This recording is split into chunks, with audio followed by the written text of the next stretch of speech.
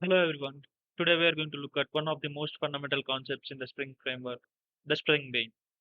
Most of you might have already heard the definition of Spring Bean, which goes as follows. A bean is a Java object that is managed by the Spring framework.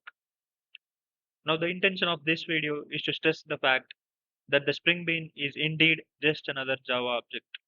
Of course it has some additional things in the lifecycle such as post construct and pre-destroy, but as a beginner it really helps to look at it as just another Java object.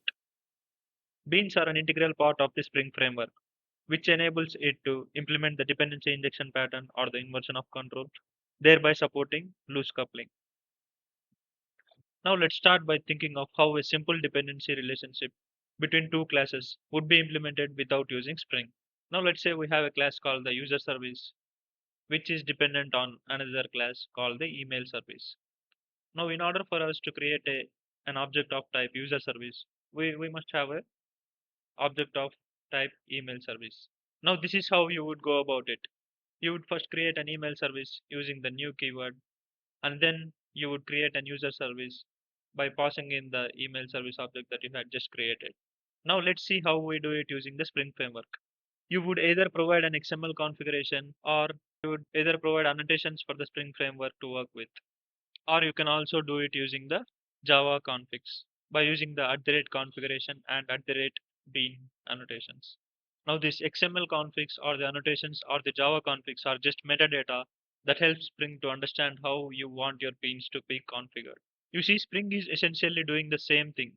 It creates an email service object and wires it into our user service object like we did before. Now all that we need to do is provide the configuration or the metadata through XML or annotations or Java config. It is that simple. If you're just getting started in Spring, you just need to ask yourself, how would I create and wire the dependencies if I were to do it using the new keyword? This kind of approach really helps you to configure your beans in a correct way.